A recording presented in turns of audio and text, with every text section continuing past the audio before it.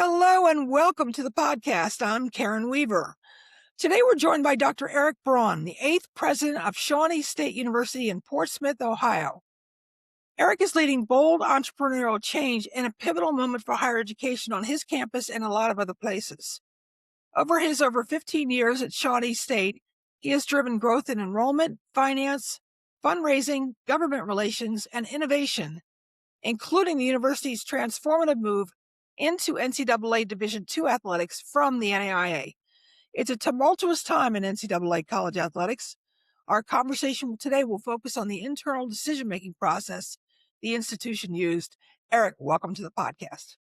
Thank you. It's great to be here. It's quite an intro, and it's I'm not worthy. I have studied up on your contributions to the field, and I pre-ordered the next book, and it's a real pleasure to be part of the conversation, and hope to learn a lot from you as well. Well, thank you. I think it'll be a mutually beneficial conversation for sure, because I don't think enough people talk about the kind of decision that schools like you have to make and how impactful this can be. So give us a sense of the landscape back when you first started discussing, thinking, even ruminating about this. Well, Shawnee State we're a regional public university. I've read. I know we were just talking about a conference that you presented at a couple days ago, and talking about some of the big high level issues in college athletics. I think there are many different stratifications to college athletics. As a regional public, we converse in the state of Ohio with 14 other public universities. We're the smallest for sure. We're in there with Big Ten schools, maybe the biggest Big Ten school there is, regionals in the MAC. And I think the first distinguishing characteristic of Shawnee State, and what I really have come to learn about the school, is how many schools there are like us. There are hundreds and hundreds, if not thousands, of regional publics and privates that aren't Power Five, Power Four, that aren't Division I, that are every day providing real opportunities for student athletes to continue what they love to do, but also providing community for, in many cases, student populations that are high risk populations, underserved populations. And we see it, time and time again. Athletics is the differentiator in terms of resources, retention rates, completion rates.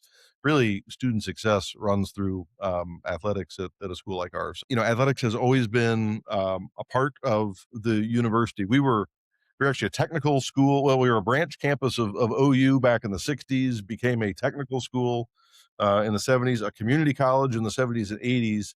And this year is actually our 40th year as a university. We became Shawnee State University in 1986.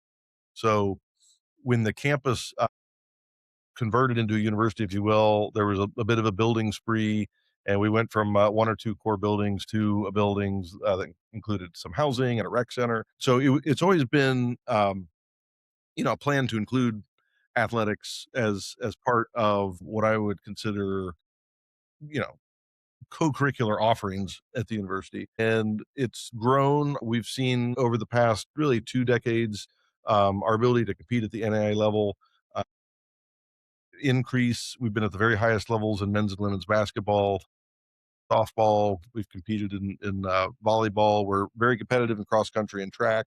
Athletics has always been, a recruiting tool. It's always been a part of the fabric of the university. But and let me take a step aside. We have not had football at the school historically. So Yeah. I'm sure we'll get into that at some point, maybe in more detail. But football is a big part of this region. The school has looked at feasibility studies countless times, to see if football made sense. And again, we can kind of get into the X's and O's of that later. But for us, as a regional public, we're an area that we're fighting all of the headwinds that higher education institutions are everywhere. How do we make our degrees more relevant? How do we keep up with, state support that's becoming more competitive? We Yes. happen to be in an Appalachian region in Ohio that frankly does not have a lot of corporate support, a lot of private sector support. We're more rural in nature. So a lot of headwinds, a lot of challenges. But at the end of the day, we are the regional university that services a very large South Central Ohio area and provide a very critical function. So I would say again, athletics has been always a part of that fabric. The question of how do we expand, leverage, increase the influence of athletics has really been part of a larger enrollment strategy. And I like the word strategy. I've seen you use it a lot of times about boards having intentional strategies. And what we've talked about from the administrative point of view with our board over and over is we do not want to make decisions, not just in athletics, but particularly in athletics, where we're coming at things from an area of vulnerability or desperation. We want to make decisions from a position of strength. So we've seen other schools look at athletics as a enrollment driver, literally as a one-to-one factor of I'm going to get more students who are student athletes. We're going to Yes. increase roster sizes. We're going to increase enrollment.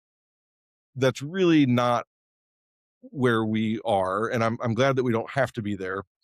We have a pretty solid, steady enrollment, anywhere between 3,200 and 3,500 on a given year. So we of course would love for that enrollment to increase, and we're always working to increase the capacity of certain programs.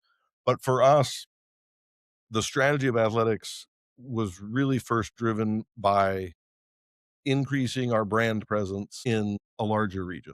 Can I stop you right there? Because that's exactly where I want to go next. Okay. Geographically, you're located on the southern edge of the state of Ohio, correct? Where do you draw most of your students from if it's not Ohio? Where do you draw them? So two-thirds of our students come from a very local, within 60-mile area. Another half of the third of the students come from the rest of the state of Ohio, and they're coming for specific programs. We're primarily workforce programs, healthcare, engineering, education, but we have a few marquee programs. We actually just this week received our ranking again, 15 years in a row. We're a top game design school in the country, Oh, wow. um, and we're real proud of that. MIT and Michigan State and USC and then Shawnee State. So we're number one in Ohio and top 20 in the country. So we do draw from well outside of the region, but that one half of one third that are not coming as a regional draw are student athletes, and they're coming from everywhere. So we have about 5 to 8% of our students from right across the river. Those are the Kentucky hills over there. Yes. Yes. About 4% of our students from West Virginia. It's a cost differential. It is frankly a lot less expensive to attend school as an in-state student in Kentucky and West Virginia. So we extend in-state tuition and other incentives, but tough to get them across the river if they're not coming for a specific program. Yeah. Fortunately, we draw programs, and then of course athletics draws when we're recruiting Of students. course. Of course. Okay, that's great. That's helpful. So you're not in a position where you absolutely needed athletics to drive enrollment, but what you needed was to complement the majors you were offering, but also got the sense that you really wanted to generate more campus life, interest in athletics, that type of thing. Talk more about that. Absolutely. Well, yeah, and elevate brand profile too. One of the Yes. most frustrating things, it's a rewarding thing to hear, but it's frustrating, and that is you have outstanding programs, you're the gem of Southern Ohio, and nobody's heard of you. And so, Sure. you get kinda tired of hearing that when you go to Cincinnati, Columbus, Lexington, Charleston, West Virginia. We've been here a fairly long amount of time, but we just still are largely unknown, or maybe you've heard of us but don't really know what we do. So for athletics to be the brand leader, I would say that's part A of the strategy. People identify with logos, marks, colors, and frankly, we start getting on the radar and in the door if someone isn't necessarily super excited about our engineering technology program. It's just a fact. Campus life, though, is absolutely an important element as well. I am still weary of referring to COVID as we're well past it at this point, but we absolutely had a pre-COVID residential student population versus a post-COVID, and Hmm. it's not just numbers that have shifted, but it's trends and behaviors and all those things. We do have a residential population that we want to stay on campus longer. We want them to be here on the weekends. We don't want them to go home. And so, yeah, creating essentially a campus life where athletics doesn't just serve the student athletes, but serves the rest of campus, and we truly have spectator sports. And it's grown into a couple things. We moved our former athletic director a couple years ago, who had been a head basketball coach and comes from a coaching family that goes way back, and was a great AD for us. But we moved him to our dean of students a couple years ago, and it really did great work in terms of sort of breaking down that silo just between, what I'd call sort of traditional student affairs, student engagement programming and athletics being separate poles. Now they're working together much more intentionally. And frankly, it's been really nice to see that engagement, not just see numbers, but see what kind of engagement is driven when you get student athletes who can work as mentors to other students and model behaviors, both academically and co-curricularly, that are good for all of our student body. So yeah, very much there's a strategy that is, I would say, intentional in that we want to drive eyes, intentional in that we want to drive a campus climate, but it's indirectly tied to enrollment. All of those are Makes sense. qualities that will drive enrollment later. Absolutely. All right. So you were in the NAIA for almost 40 years, and that's a long time. And for folks who don't really know, the NAIA was around even before the NCAA started. I mean, it's a long serving national organization, which has sort of been migrating more to the Midwest and the West. There aren't many schools left on the East Coast. So I would imagine that trying to figure out who you could play was getting more and more challenging across your sports. Am I correct in that? It was, and we'd been through a few conferences the last several years where you had a lot of outmigration within the conference, and I don't want to say it was instability, but certainly that geography shifting was changing what a lot of schools could commit to. The NAIA was the absolute appropriate um, league for us and served us very well. And we built relationships with the league and with conferences and with schools that will last. I'm sure we'll still engage with a lot of those schools over time. From our perspective, I don't want to say we outgrew the NAIA by any means because that's not the right way of putting it, but we did get to a point where our level of competition had increased and we saw some limitations in terms of, again, brand power and recruiting.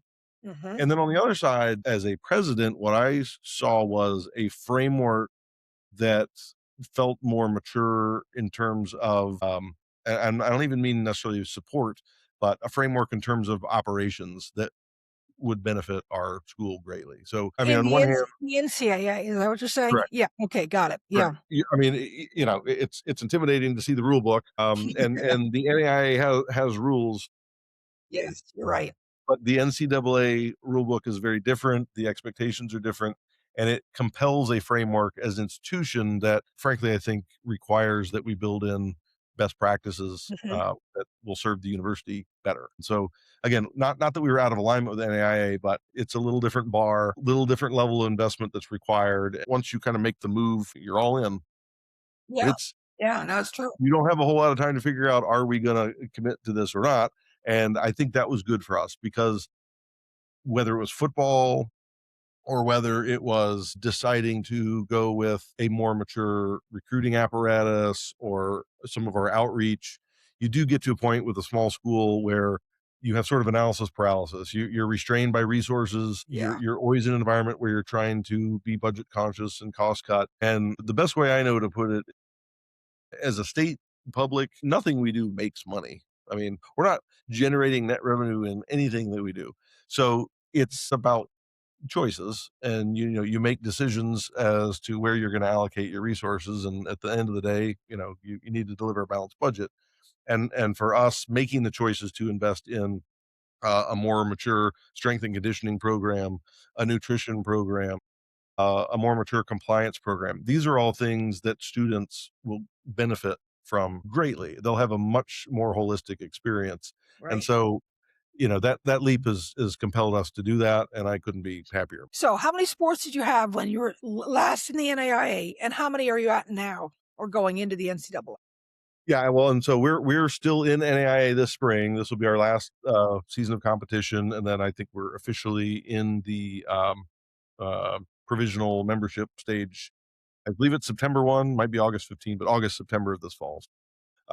We are 22 team sports, and we'll be going to 26 once we have football. Boy, I tried to run through all of them, but you No, know, okay, you'll inevitably forget somebody, and then they'll be mad at you. yes. I always get hung up on indoor versus outdoor track and Yes. field. But we do field both of those. Okay. And honestly, in terms of that next level facilities is the other thing that the NCAA move is sort of compelling us to do. For instance, we have a really competitive cross country team, men's and women's, that goes to national every year in NAIA, we don't have a track on campus. So we share facilities with a high school that's fortunately 2 blocks away. But again, by packaging this move where fundraising and bonding, we're able to put together a facilities package where, in 2.5 years, we're going to have a full, not just track, but a full Olympic track to do the whole range of track and field meets and Olympic sports. And well, we'll have other facilities we can talk about later too. But Yeah. Okay. you know, facilities are important, not just because of the arms race, but because we want to be able to provide the student athlete the experience that they deserve.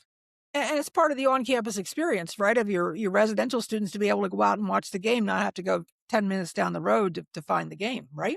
If I yeah, to watch the game, and I think something I found very interesting just in the last 6 months or so is we've had a number of faculty members who've stepped in to expand our intramural programming and really, we don't have a lot of club sports right now. Uh, Greek life is so pretty low participation on campus, so it's been really neat to see our faculty organizing non-student athletes engaging in athletic events side by side with our student athletes. Cool. So yeah, it's That's very cool. starting to gain some traction here. In the conference you're moving into, I don't know all of them very well at all, but I know some of them were longtime colleagues of yours in the NAIA. Did their transition influence your decision to move into this conference? Yeah, yes and no. I can't say that we've necessarily been tracking Point Park out of Pittsburgh, but their timing has been great because they've been a year in front of us. And so Okay. we've been able to get a lot of good information from them and model what they've done. I guess along those lines, what has really impressed me so far with both the NCAA and it's the Mountain East Conference that we're moving into is the level of collegiality among the schools. And Mhm. maybe this is just honeymoon phase. We might just be courting each other, and it's all going to go, downhill shortly. But there's a real effort between leadership at my level, and I hear the same from our athletic administrators to build each other up so that the conference can be strong. And I don't want to say that necessarily wasn't happening in previous conferences, but it feels less cutthroat and more collegial. Okay. Again, can't suggest that's happening in Division I either, but I can tell you that the conference we're in has been extremely supportive, really from the first inquiry all the way through both the conference invitation and the NCAA membership application. It's been really nice. So, I would have there are a lot of different venues I'm in, athletic and non-athletic related, where asking to see somebody's finances or look at their recruiting strategy, there's no way we'd get a look at that information. And I've had um, balance sheets and budgets and a whole bunch of things shared just to really help us build our program so far, and it's been great. Did that collegiality offer some good tips along the way that you thought, "Oh, man, I never thought about that, but I'm really glad you told me that you'd like to Oh yeah, share?" Yeah. absolutely. Still does, and we hope, like I say, we'll wait for the day when all this great information stops flowing. Probably when we start winning a lot of games. We'll see how that goes. Yeah. But absolutely, and it's kind of one of those things we've never done this before, and I think that it probably is a function of the schools being the size that they are. I think one of the reasons we were attracted to the Mountain East is we demographically and geographically look a lot like the other member schools, and I'll say that again in terms of our decision to move out of NAIA, that was part of it too. You kind of get to a point where you don't necessarily, I don't want to say you don't share values with, but don't necessarily feel like you look exactly like the other schools.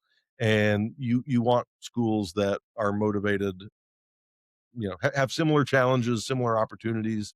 And I think this conference is a really good fit for us. But oh yes, we're learning something new every day, and I salute our team. I've got a great athletic director. He's from this region. He went on to play. He played Division I football at Penn State, and then was in the NFL for a couple of years, playing on practice teams. So he's a football guy, but he's deeply committed to this region, and that's something that we are seeing with these other schools. Again, they're typically regional. Most of their students, their faculty, their staff come from the area, and it's all very mission driven. Mm, And when okay. you're all ultimately trying to build programming so that you're really there to benefit a student athlete become a productive human being.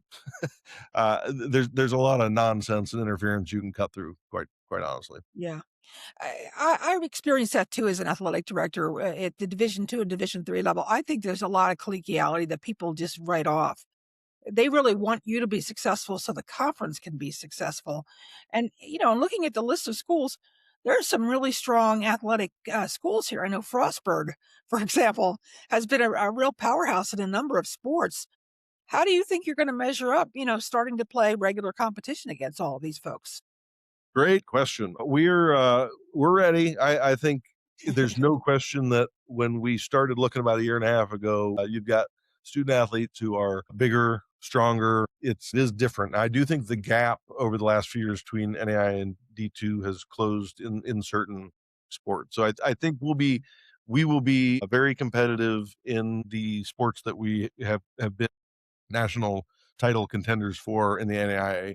I think others we're going to struggle in, and it's going to be a learning curve for sure. But I've been pleasantly surprised about two things. I mean, when we really started to get down to the nuts and bolts of are we ready for this, and is this a good idea? I think those are two different questions. Even if it's a good idea, doesn't necessarily mean you're there yet. So part of that's leap of faith. But we were pleasantly surprised both on facilities that we're in the ballpark. There's a huge range, as you know, across Division II in terms of program budgets and school sizes. So again, the fact that we're entering a conference where the school sizes are much like ours, there are certainly some facilities we don't necessarily match up to, but we're doing a 3-year facilities plan right now to build some new, upgrade others, and we feel like we'll be in the top third of the schools in the conference in terms of facilities when that's complete. So we feel good about that. Okay. Um, and we're looking at scholarship models that are competitive. So it's certainly going to take time to get recruiting pipelines built. We know we're going to struggle, but we've looked at the Learfield numbers and we've done some different seemingly objective comparisons, and we feel like we're not coming in at the bottom. We're going to come in, at the middle and be competitive, and that's important. Out on, go ahead. I was going to say, explain to the audience what the Learfield numbers are, just so that they're clear. Well, I mean, best I know, these are sort of objective rankings and scores that are applied to, I mean, based on the performance and numbers and statistics of a given sport or a given student athlete in an individual sport. You'll get a score and a ranking, and they're, I guess, agnostic to your division and your conference, and can essentially show how you would stack up if you're in a different Okay. league or at a different level. Okay. I think obviously the fact that you are being evaluated while you're still in the other league, there's got to be some discounting that goes on with all that. But yeah, Okay. we weren't we scored better than we thought we would, quite honestly, when we started to run. Okay. Well, that's So good. So yeah. the two biggest questions that I'm kind of leaving near the end of our conversation is about your board and how you brought your board along, and also about the decision to add football, because that's obviously a big deal, and you're obviously working on your facilities. So you pick, which one would you like to talk about first? Well, let's end on football because everybody Okay, loves football. that's fine. And I think the board leads to football. So I think I mentioned earlier football has come up for the past 40 years. It's been a talking point, and there have been several points during those 40 years where the board has initiated a conversation about football, and the board has done a feasibility study, and they've kind of gone through all the steps that one would take as a university board to make a decision about adding football. Every time they've done that, they've concluded no. I think what was evident to me, and I've been at the university 15 years, in this role about 2.5. And I mean, there are a few things that just jumped out at me right away. First of all, um, when football was being evaluated, it was always being evaluated as a cost. And, there's a cost benefit to everything. The benefits to a football, let's just start with this. As a regional public university, we are in a highly competitive environment that we weren't in 15, 20 years ago. So, whether that's technology, preferences, demographic cliff, there's a million different reasons that we're in the environment we're in, but it is highly competitive.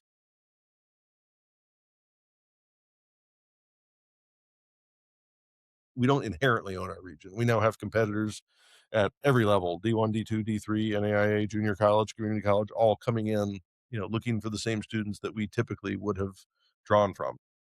When you look at the institution as a whole, I mentioned brand awareness. We want to elevate our brand awareness, but we also, what is it that you can gain a competitive advantage in? And so when we look around our region, we are typically competing mostly not with Ohio State University. We have plenty of students from this region who go there, but we're competing with community colleges, regional privates. We are in some cases technical schools and 2-year schools, but mostly they're schools under 10,000, and in many cases schools under 5,000 students. So what can we do that other schools can't do? And frankly, football is one thing that a community college can't do, and a regional campus can't do, a branch campus can't do. And then when you lay on top of that the fact that there's geographic exclusivity for Shawnee State. There are no Division II teams south of I-70 in the state of Yeah, Ohio. I was going to ask you that. Yeah, okay. Ton of D2 teams up north, but I-70 is kind of the dividing line right across Columbus, and south of there, there's no. Well, you've got Dayton Springfield. There's one team over there, but for the most part, we could be the only Division II school playing football in the state of Ohio. That's a tremendous competitive advantage. Yeah, And sure. then even when you go east, we're 2 hours to Charleston, West Virginia. That's the next place you can go. And if you go west, you've got to go down to Cincinnati, where you've got school in Northern Kentucky. Thomas More is D2. So that's Okay, that's 2 Thomas hours More. to the Yeah. west. So Okay, we've got yeah, a pretty big perimeter there where we have exclusivity.